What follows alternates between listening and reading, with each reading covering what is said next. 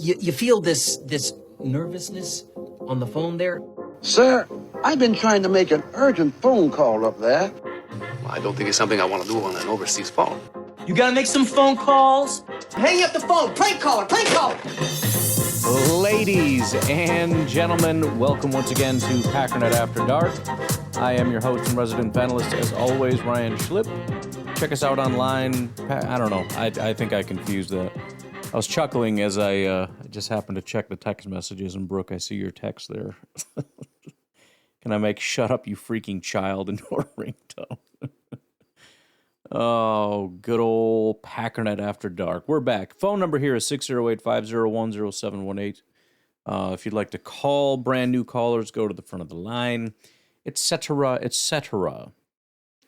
Brooke, you do whatever you want with that. So, I plan to stand by my pledge to not skip. We have 1, 2, 3, 4, 5 more calls. Why don't we start? We have a good amount of calls to get through, so I don't want to filibuster too much here. I'm just doing it so I can get everything set up, push the buttons, etc., etc. We'll get started with TJ from Alabama. Hey, Ryan, TJ from Alabama. Howdy. It's been a little bit, getting ready for the first preseason game. Not that I'm overly excited, but you got to get through the preseason to be able to get to the regular season. And I like the concept. I mean, I don't know if it's the right thing to do to play starters, not play starters. Part of me would like to keep them in bubble wrap and not mess with anything. But then I also realized the first game of the season, hey, they're at risk then. So a little bit of action to kind of just get into the rhythm. I guess I'd probably support that and lean towards that. So I'm good. So, looking to get that started.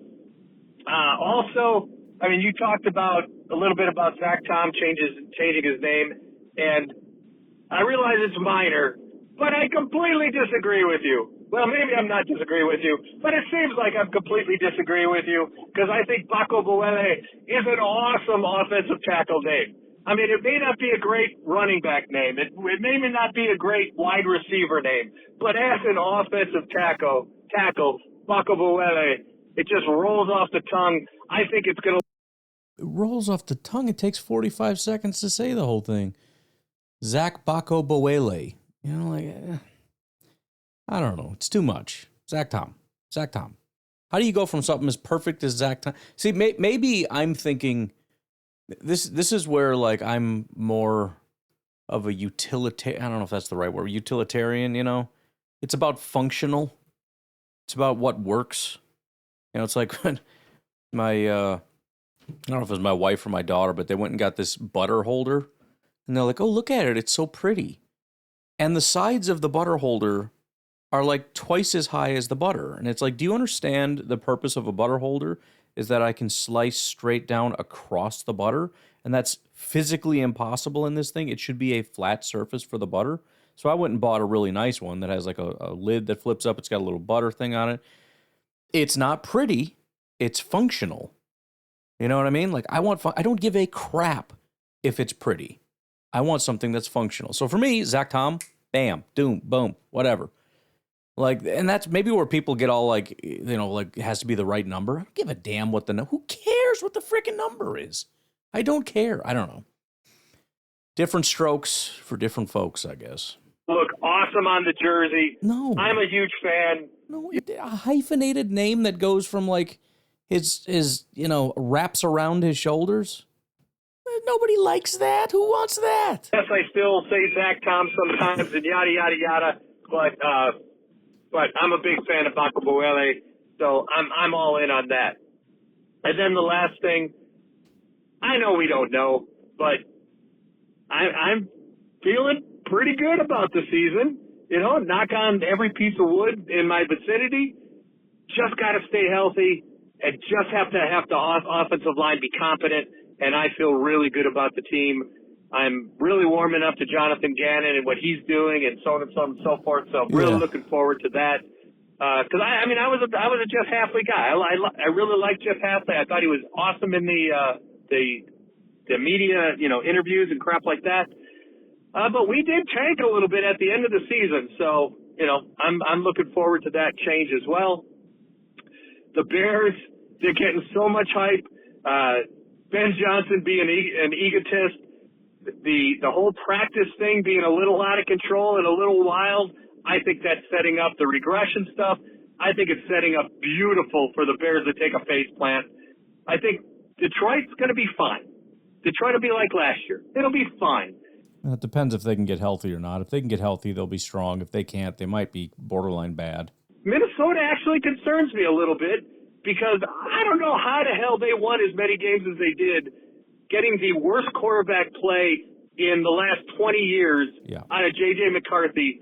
So that concerns me a little bit, but bring it on. I still think we are in for a hell of a ride, and I'm really looking forward to it. Go Pack, go! Well, that narrative about the Vikings is probably the strongest case that I'm not hearing really anybody make. Probably some Vikings fans, but I mean, obviously nobody in national media is hyping them up. I think that's a very easy line of attack here, especially with their quarterback being underhyped. I mean, again, it's the whole like when he's healthy thing, which I know some people roll their eyes at, but I mean, it's a very serious thing because obviously if anybody gets hurt, you can't count on them. And obviously in his case, there's a higher possibility that he gets hurt. But if we're just talking about the team health, all the teams comparing each other against each other when healthy, there's a very strong case for the Vikings here.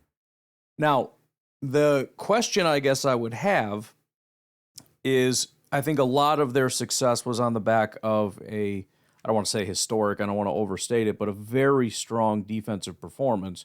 And I think we need to ask the question about the odds that they're able to replicate that.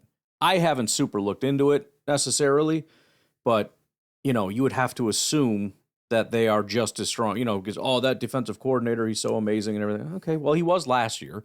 That doesn't mean he will be this year. I don't know if you know this, but if you look, it doesn't matter if it's a very good coordinator, bad coordinator, good coach, bad coach, play caller, whatever the case may be. You're not the same thing from year to year. Even really good teams fluctuate, you know, from number 1 to number 7 to number 12 to number 4 to, you know what I mean? So the idea is like, well, they were number 1, which means they'll be number 1 for eternity. That's never happened in the history of the known universe. So just throwing that out there. All right, let's fast forward to some of the newer calls, relatively speaking. Jason from California. Hey, Ryan, this is Jason. I've been gone for 2.5 months doing an exercise. So I haven't been able to, stream all your shows while aboard those Navy ships. So understood. I was kind of hoping you could just take a moment, just give me like a recap or maybe even an episode for all the people who just kind of step away for the off season. Yeah, I just kind of want to know what's going on, what the status is looking like, what the positions are looking like, how are the new coaches doing, just anything interesting that you got that maybe I should be aware of before the season starts. Yeah, that's really all I got. I would appreciate that. Thanks, Ryan. You take it easy. It's a very good question. It's also a very tough question. I haven't thought about 3 months ago in about 2.5 months. So with my propensity to just memory dump everything, I don't know that there's, I mean, obviously you want to go back and look at the draft class. The free agency, I think Javon Hargrave was somebody that we picked up that is worth keeping an eye on. He is a guy that's worked with Jonathan Gannon. I should mention Jonathan Gannon is our defensive coordinator now. See what I mean? It's so hard to remember like what you don't know. Yeah, I mean, I get what you're saying. I think it would make sense to kind of pause and formulate this out a little bit. But I think you're coming back to a team that is, imagine the Packers, but healthy. So far, right? So, Wyatt is back, and Tucker is back, and Christian is healthy, and Reed is healthy, and, pretty much everybody's healthy. Micah Parsons, you're planning on coming back week 6. Jonathan Gannon, we don't know a whole lot about Jonathan Gannon. He's running a defense that we were not expecting, so we don't really know. But the dope sheet on Jonathan Gannon is that he's very good with pass rushers. Pass rushers follow him around wherever he goes because he gives them their best years. So there should be a high expectation for pass rush. What that means in this context, what that means moving forward, I don't know. But I guess the thought process is that we should have a very good offense. There really shouldn't be any reason to expect anything less. We have a new special teams coordinator. We have a new kicker that we drafted who started off very, very rocky. Actually, it started off with a shocking amount of hype, partially because everybody hated McManus, plus his name is Smack, so it was a very fun thing. Then he showed up, he missed a bunch of kicks, and it was very scary. Now he's making a lot of kicks, and so we're feeling a little better about it, and we're back on the Smack hype train. So we'll see about special teams. We got Sky Moore to potentially do some of the returns. Very, very new. It's hard to know if that's going to go well or if we're just continually cursed. And then defense is just wide open. I think there's a broad spectrum of what people think. There's a lot of people that absolutely despise our secondary. They think that Van Ness is garbage. And so without Micah Parsons, we have no pass rush. And so we have no pass rush. We have no corners. And outside of Cooper, obviously, we don't have any linebackers or anything. And so there's probably a very low expectation for the defense. I would have a very different case for that. Number one, Cisse looks very good. Number two, Valentine and Nixon are massively underrated by the fan base just because they don't like them, and Nixon chose not to tackle a guy against Chicago, and the level of pettiness and inability to let things go for some people is shocking. The pass rush, I mean, Van Ness has been good. Nobody wants to seem to admit that, but he was the sack numbers are not there, but he's a good football player. The pressure numbers were there last year, and then he got hurt. But he's back. He's looking good again. Baron Sorrell looks like he's taken a step. A lot of younger guys, as I've been talking about, hopefully you've been able to listen the last couple of weeks or whatever, seem to be like they're in a position to make more of an impact than I was expecting. But again, it's all very much up in the air. So we will see how that goes. But I mean, more or less, that's where we're at. I mean, there's every reason for optimism. We're kind of in the same boat as the Bears, Vikings, and Lions in terms of, you know, if you tilt your head a certain way, you can really see a very bright future. And if you tilt your head the other way and squint your eyes, you see missing the playoffs and devastation and death and chaos. So pretty standard offseason, I'd say, Jason. We'll take a break. We got 3 Daniels from California's coming up.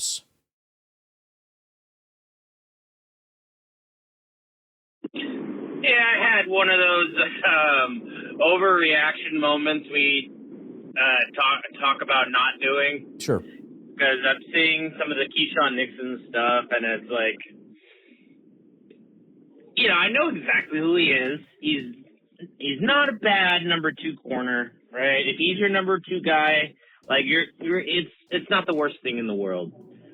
But like, you got him saying, like, I don't know what I did, and then you got articles saying, it's like, you know, are they punishing the Pro Bowl corner? And in my head, I was like, let's make a petition to get rid of his Pro Bowl, because he didn't deserve a Pro Bowl last year. But then I'm like, oh yeah, I'm the problem.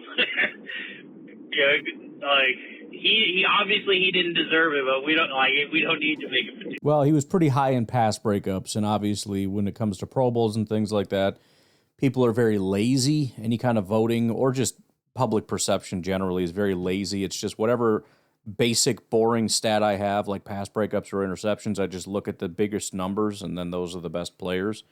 I would agree. I mean, he was better than the fan base thought, but Pro Bowl is a stretch. I apologize, but can we just not, like, act like he's some, like, top 15 Pro Bowl corner? But he's not. But, yeah, I'm excited about Cisse and St. Jude. I know exactly who you are, Keyshawn Nixon. We don't need to, we know, okay? Like, if you actually, for some reason Bullard needs a little bit more time, I would love you to be my slot corner for week 1, because you're a decent slot. But let's not act like you're the Packers' number 1 corner. We have a name for that guy. His name is Brandon Cisse. He has all the athleticism and skill in the world. He's got a elite mentor in Stephon Gilmore, and he's got an elite coach in Bobby Babbage. Okay, so let's just take it down, Keyshawn. We like you. If you just not act like the way you're acting, okay? Just maybe tackle, please. Just tackle. Like, everything would be so much better for you if you just actually tackled. All right? Go Pack, go. Yeah, I'm trying to see where he graded out here. So overall, he ranked 38th. So that's a high-end number 2. If we look at his coverage grade, Green Bay, scrolling, he ranked 31st. So that's a low-end number 1. So last year, he was in that category, which again is kind of where, and I'm not saying he's always been that, so we should lock that in, that's definitely what he is. The high number of pass breakups maybe kind of, distorted that, although he did give up a lot of touchdowns as well, 7 touchdowns, but 13 pass breakups, ranked tied for 3rd. There were only 3 guys that had more pass breakups. Cooper DeJean, Kamari Lassiter, and Riley Moss had 15. Probably don't even know who half those people are, but there you go. But he also gave up the 3rd most amount of touchdowns. And I don't mean,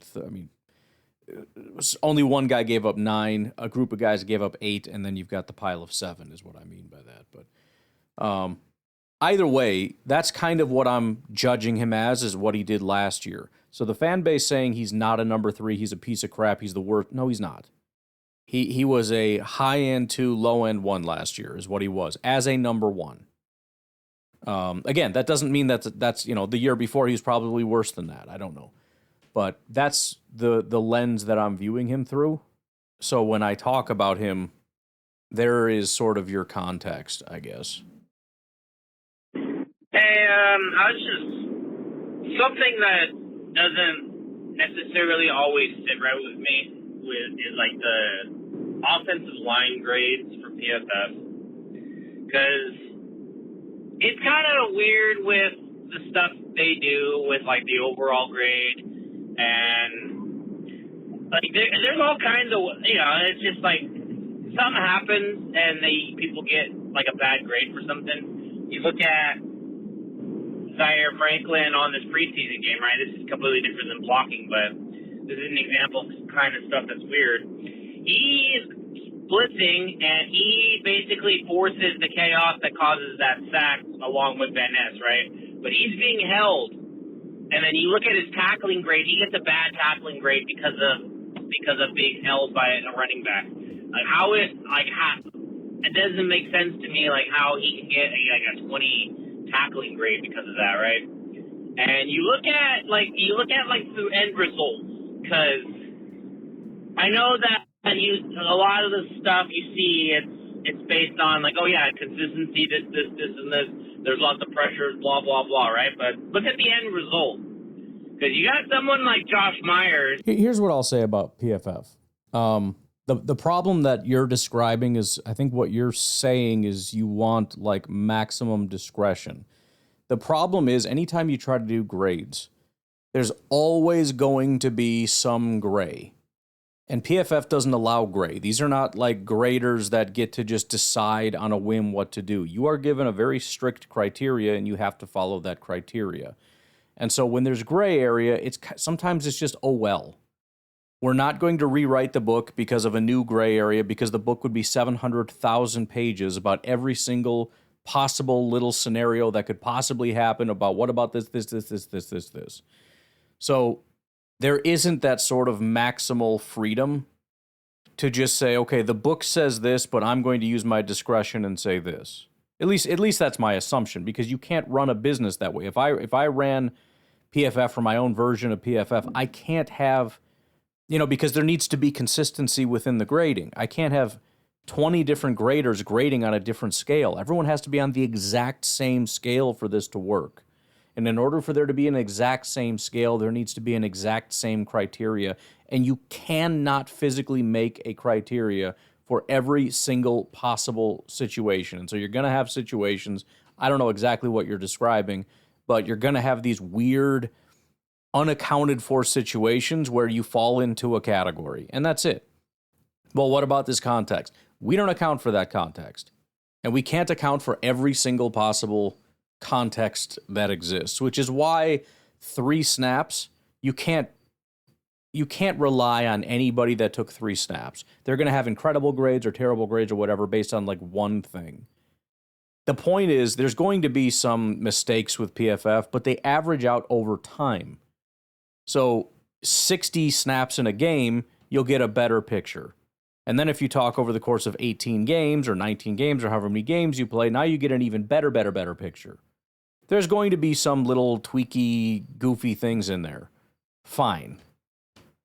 But it'll average out over time. Again, if you have 3, then you open up the possibility of one mistake that causes one grade that doesn't work, and the grade is massive. But the thing is, it looks horrible because it's like, oh, it's like a 20 grade, and then you think in your head, like, oh, how are you going to overcome like a 20 grade? Very easily, because he only played 3 snaps. So it takes like one positive grade for that to balance out to like a 70, So it's not, it doesn't mean very much, would be, I guess, how I would answer what you're specifically describing.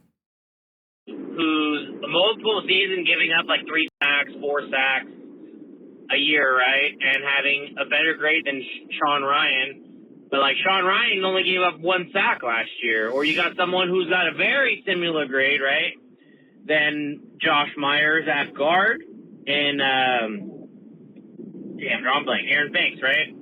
Aaron Banks, the thing about Aaron Banks is he's only given up 4 sacks in his entire career, and 2 of them were last year for the Packers, right? So he's got a very low actual sack rate. Yes, there are pressures, and the pressure is similar to everybody else, but I don't know if I could just, instead of like not doing the work, like the blocking grades, like I have to take them with a grain of salt. And I know you talk about this. You have to, if you're not going to do the work, you have to at least be open-minded to like, okay, this is what they say, and you have to double-check with other references. And I totally agree with that. Something about the PFF blocking grades have always not sit right with me. Well, and there's always, and I don't really buy it, but there's this kind of belief out there that PFF is fine or whatever, but not for offensive line. It doesn't work. I don't buy that. Well, they don't know the calls. They don't know the calls for the wide receivers either, or the quarterbacks. They don't know the progressions. The bottom line is there's a blind spot for every single position. So I think there's this weird idea that like offensive line, I'm not saying this is where you're getting it from, but offensive line is one thing that they just can't do, especially since I do trust them as far as off. So for example, the Packers think Aaron Banks is good. I think Aaron Banks is bad, largely because of PFF. Who's right? How about Billy Turner? The Packers and Aaron Rodgers and everybody said he was amazing. PFF said he was garbage. Was he amazing or was he garbage? I'm pretty sure he was garbage. So from what I've been able to observe, and the other thing is, when PFF says we have good offensive linemen, we have a good offensive line. Last year, PFF graded all of our offensive linemen very poorly. We had the worst offensive line I've seen a Green Bay Packers team have, and I don't know how long. Jordan Love had 0 time to throw. So in a big meta view, top-down 30,000-foot view, it lines up. I mean, there's really never been, on an individual basis, yes, and again, I don't like how the run and pass blocking thing works with the overall, so I kind of separate it. If you have a good pass blocking day and a mediocre run blocking grade, I don't really care what your overall grade is. I just think you had a great day. And if they want to give you like a 59 grade for some stupid reason, then that's their prerogative, but I think you had a great day. But again, top down, when they come out and they're like, yeah, this guy's good, this guy's bad, this guy's bad, this guy's good, this guy's good, I've never been like, really? Because I thought that guy was good? Never. It always, over the in the big picture view, it always checks out. I think right now, the conflicting reports would be Aaron Banks. The Packers seem to like him, although that's a little on the fence now, right? They advocate him for him. They paid him. They thought he was great. Now we're not so sure, which would lead me to believe that PFF was probably correct. Which also, why did I say I didn't want him here to begin with? It was because I looked at PFF and they said that was a bad decision. The other one would be Sean Ryan. They are enamored with Sean Ryan. They think Sean Ryan's great. Sean Ryan's amazing. Interesting. PFF doesn't really like him. It's week to week. One week he has amazing grades, the next week they're appalling grades. But there's nothing for me to look at to be like, I don't know, man. They say he's bad, but boy, oh boy, that offensive line was really impressive. And if you look at the ability to run the ball, I mean, we had wide open holes to run through all the time. So it's weird that we got such bad run grades.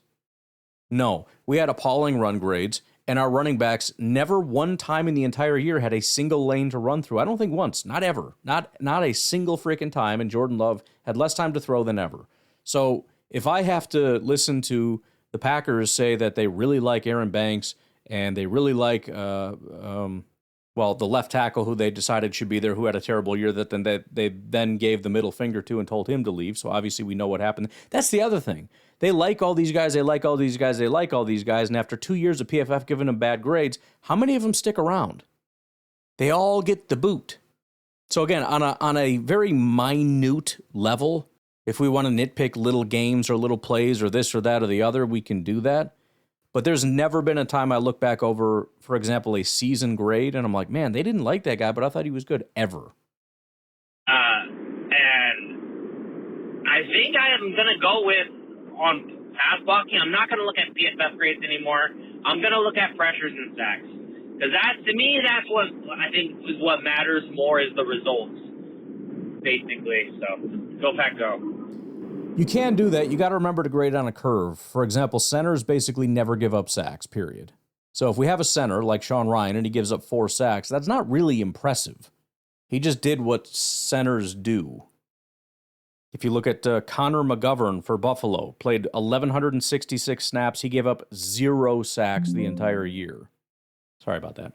So again, if we look at, where is Sean Ryan on here? Oh, there's Elton Jenkins. He gave up 2 sacks. I like Elton Jenkins, so I don't want to talk bad about him necessarily. Where is, so Sean Ryan. So Sean Ryan, it says, gave up 1 sack. And again, that seems extremely impressive. Do you know how many guys gave up more than 4 sacks? 3. That's it. Graham Barton, the guy that everybody said is an elite player that we should have drafted, is one of them. Alex Kappa and Lloyd Cushenberry. They're the only centers that gave up more than 4 sacks the entire year. And it was 5, 5, and 6, and that's it. So they don't really give up. There were 10 different guys that gave up 0 sacks. There were 25 that gave up 1 or 0. So, I mean, and then, you can look at pressure, which also would be decent. And remember, this is just pass blocking. So it doesn't give you the ability to look at run blocking at all. But, I think it could generally work. There's obviously a lot of issues. For example, on every play, there's going to be double teams. There's going to be chip blocks on the outside. So it's not going to be a perfect picture. Not that there is, but I understand what you're saying in terms of, look, just, it's kind of like the opposite of pass rushers. Pressure rate and how many sacks you got. All right, fair enough.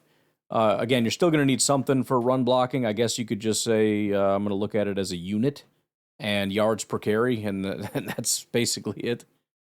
But there's also that pass blocking efficiency, which I think would be a good thing because it takes into account the total number of snaps. And then, again, sacks are more of a penalty, I guess, than hits and then hurries. So, for example, if we look at that, Elton Jenkins ranked 22nd. Sean Ryan ranked 38 out of 41. So if we did use your metric, which I think is fine, Sean Ryan is one of the worst centers in the entire NFL. I'm actually curious now. I don't want to waste time, but I'm curious where some of these other guys ranked for Green Bay. It's so sad because I'm used to our offensive line being near the top, but we just are not. Do we even have any guards listed here? Good Lord. Please tell me we're not all on page 2. We are on page 2. Aaron Banks ranked 51st, and Jordan Morgan at guard ranked 56th. Do we have anybody else here? Oh, yeah, Anthony Belton ranked 80. He was tied, 84th out of 84, dead last. Shock of the century, considering how his offseason is going. That is shaping up to be not just a bust, but a shocking bust. I'm talking like that dude is a second-round pick that could probably be cut. If he wasn't a second-round pick, and this may still happen anyways, if he wasn't a second-round pick, that dude would not make the 53. He would not be on the practice squad. He'd just be cut. But yeah, didn't have a single guard in the top 50. The only guy worth a darn is Mr. Zach Bako-Bewele, who ranked 13th, and that was with all the injuries and stuff going on. That's even that is a disappointing result for Zach Bako-Bewele. I don't want to have to say it every freaking time. Zach Tom. Rasheed Walker ranked 50th. Darian Kennard ranked 68th. I mean, I mean, it's shockingly bad. Just horrifically bad. All right, Daniel from California, what else you got? Okay, so this is the best way to illustrate what I'm talking about. Okay. So, Zach Tom, it's not a full season. He had some time he missed. It wasn't a whole lot of time, but he missed some time. All right?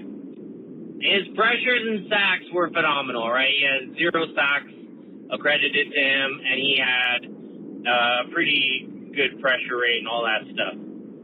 The guy who's got a better passing grade that's immediately on top of him, right, is a familiar name for the Colts. It's Bernard Raymond. This guy gave up 8 sacks and has 31 pressures, and when Zach Tom's only got 19 pressures and 0 sacks. And there's some, and obviously the system's not perfect, but kind of like going back to the Zaire Franklin thing, it's something happens to... Well, you got to remember, too, and I know 8 sacks is massive, and he does have a lower pass blocking efficiency, but he also played, Zach Tom played a third of the snaps of Bernard Raymond, so there's going to be significantly more given up. And again, I mean, this is one of those things, too, where it's, you could see this in, like, government or anything else, where it's like, well, why can't we just do this? There's always this easy solution. And then when they start going through the nuance, it's like, oh, good Lord. Like, I guess I don't know what to do. So, Bernard Raymond played 986 snaps. Of that, let me see, his pass blocking, 590. So I know 8 sacks is a lot. But if we start looking at percentages, the difference between like 2 sacks and 8 sacks, it's honestly not even that big because the percentages are so shockingly small. And so you could have a guy that, for example, what would a grade be? Let's just say this guy was the greatest pass blocker in the world for 582 snaps. Just pancaked a guy 582 times, but the other 8 times were sacks. What would you give, just for the sake of argument, what grade would you give him? It would probably be like a 95 or a 98 grade or something shockingly high. And I'm obviously not saying that's the case, but you get what I'm saying. Like 8 sacks over the course of his over 1,000 snap season is minute, which is also why things like sacks are, in my opinion, terrible metrics to use to judge somebody. Sacks, interceptions, even pass breakups, because they're such shockingly small and minute percentages of their overall play. Now, if you're talking total pressures, you're getting a little closer. But there is, so for example, even if we talk pressures, I wanted to go faster through these, but just as an illustration. So he had, let's just do the pass blocking, 590 minus, he gave up, 31 pressures total, minus 31. So we see the 31, and you want to judge him on the 31. There's still a question of how good of a job did he do on the 559 snaps? That question isn't answered. And so we can strip away all of the pressures from all of these guys. And so, for example, let's say we give a penalty system. So you lose 10 points for a sack, you lose 5 points for a hit, and you lose 2 points for a hurry. Well, we can subtract all that out, but then we still have, 400 snaps to grade. And if he could have like a +1 for if he averages however much per snap, he's going to fly right past and cover those in no time. So, I get what you're saying, where it's like, well, how could you give up such a high number and still have a good pass blocking grade, or have such a low number give a pass?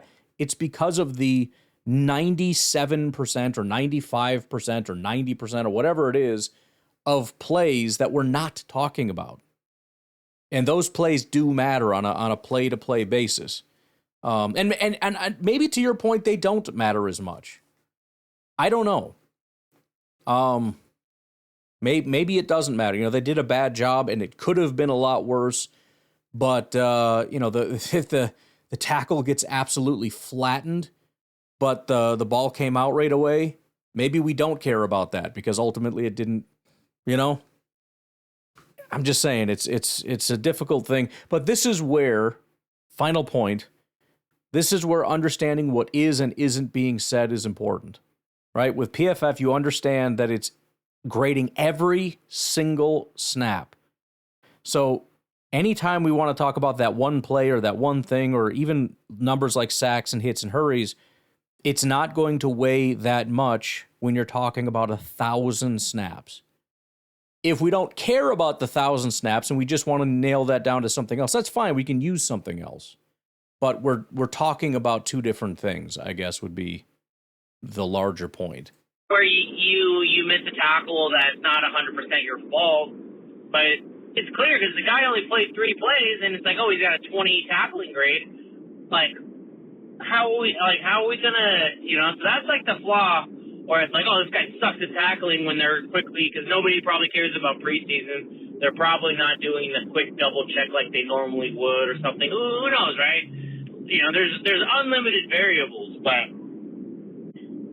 I don't know if I could just trust the passing grades when you look at it, and it's just like, oh, yeah, Aaron Banks sucks at pass blocking, he's a 50, but then you look at it, the guy's given up 4 sacks in 5 years, right? And last year he played hurt all year, he's got a bunch of bad grades, but then he gave up 2 sacks last year when he played most of the season. It's like, it just doesn't make sense.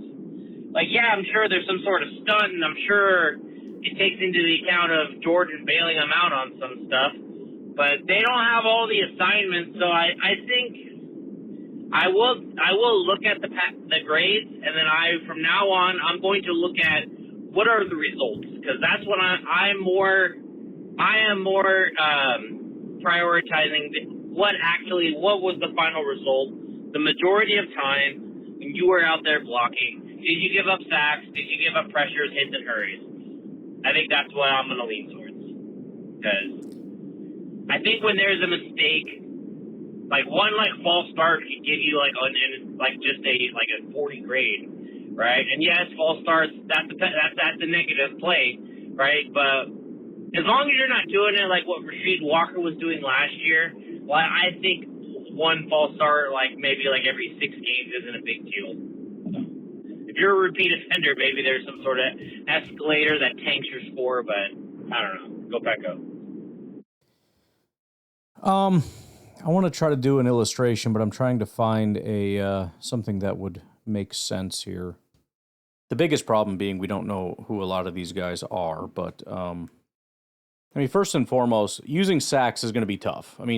Sacks would be the easiest illustration for me to demonstrate why it's not a great thing to use. For example, Garrett Bowles, who is an incredible, again, a lot of us don't know who these people are, but just take my word for it. Garrett Bowles, who is a phenomenal football player, had a 90 PFF grade, 0 sacks. Titus Howard, who is a dog crap football player, it's a slight exaggeration, but whatever, 62 grade, 0 sacks. Now, the pass rush grades are better for Titus Howard, but it's still a 76 to 91 gap. I'm trying to think I think ultimately what you're doing is fine, and maybe this is why I had to take a phone. I was thinking as I had to go answer. Instead of listening to the person on the phone, I was thinking about your question. I think ultimately it'll end up fine because sacks are not a good metric to judge because it's such a small number and it's so stupid and whatever.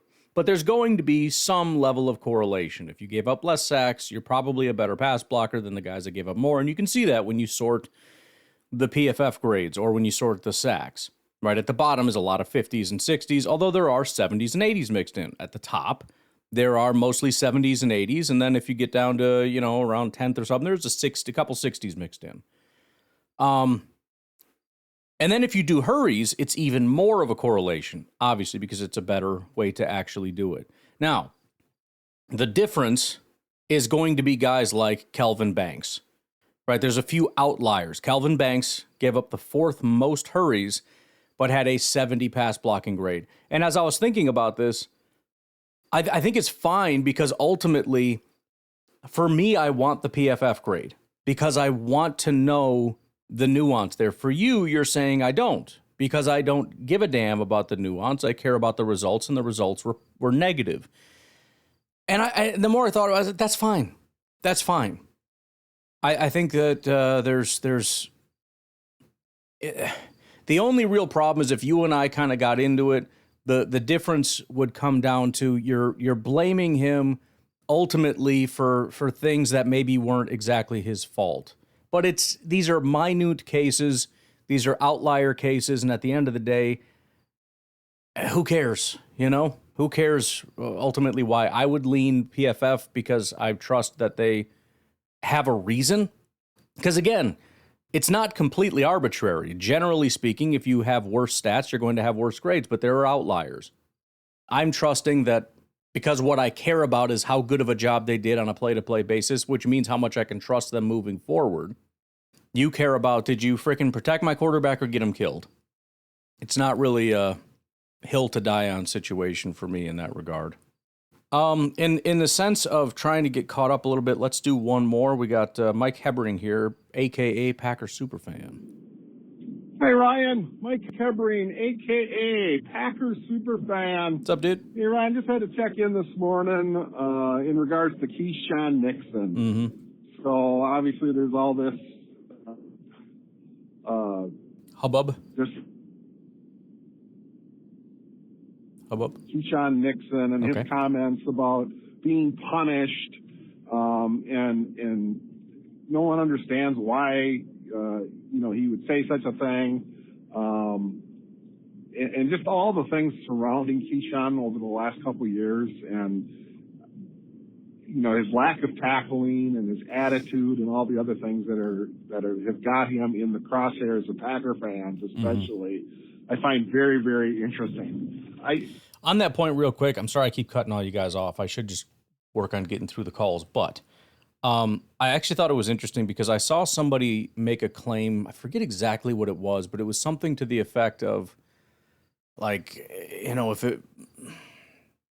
it wasn't for, like, the certain play toward the end, it had something to do with the fact of, like, Packer fans are punishing him because of the maybe the play down the stretch or something like that. And I thought, I don't think that that's entirely true. And I think you're underappreciating how much people are upset with his attitude. Because I remember how big of a deal it was when he first came out. Several different comments, but the comments that he makes generally at the end of the season, how much that impacted people. But not only that, and maybe it was you that said it, I don't remember. But there was also the contrast of, and I don't even remember who it was, but there was another player.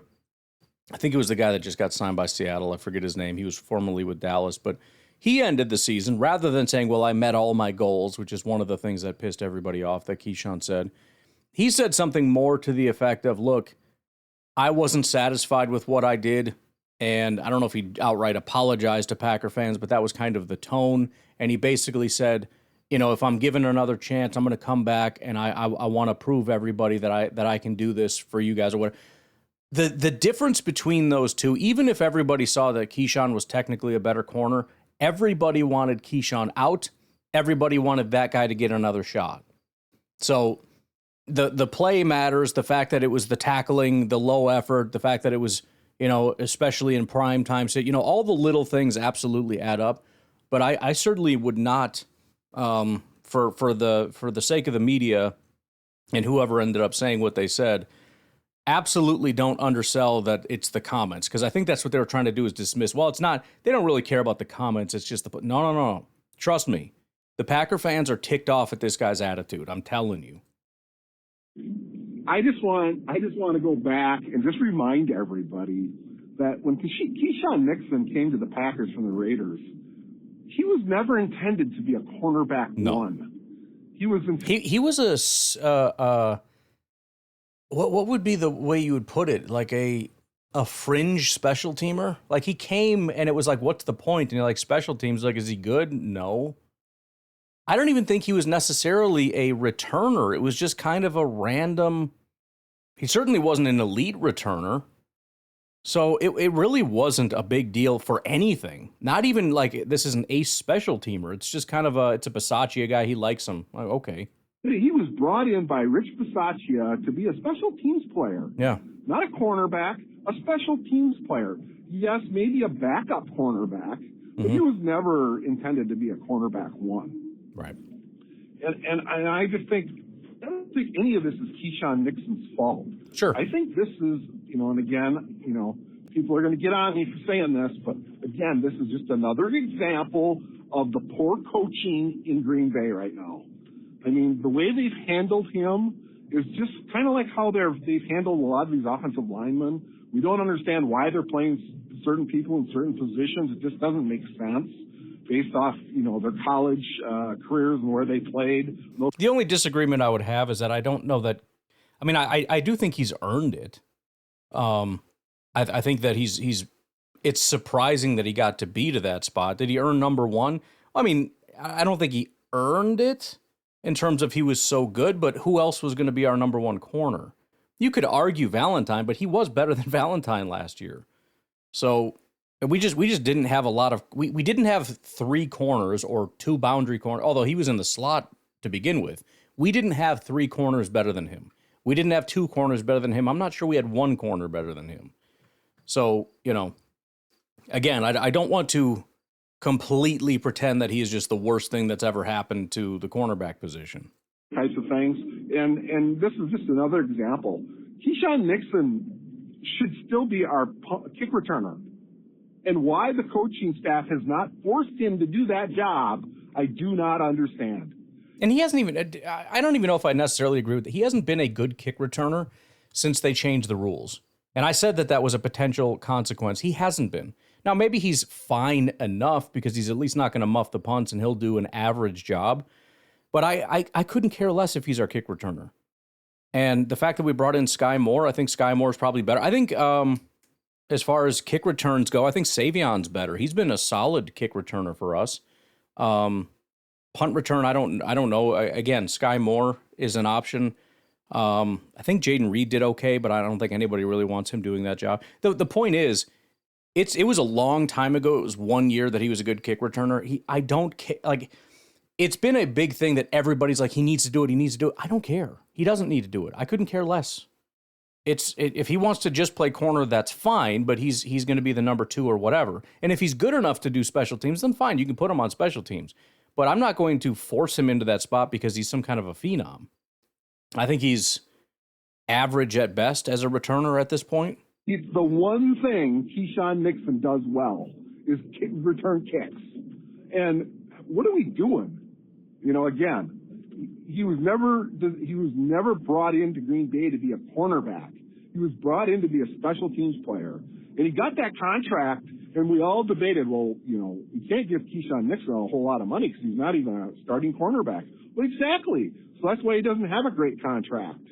Because he was never designed and never paid to be a cornerback one. He was supposed to be a kick returner and a backup cornerback and a special player. And that's it. So, I don't blame Keyshawn for this issue. I blame the coaching staff. Again, just a misallocation of resources is stunning to me. So, I definitely blame Keyshawn because I blame him for his own comments. I think the disagreement between you and I, based on what you're saying, is that you think way less of him as a corner and way more of him as a kick returner. I think he's probably our second best corner, maybe third, whatever. He's in that range. And as a kick returner, we paid Sky Moore. I want Sky Moore to be our returner.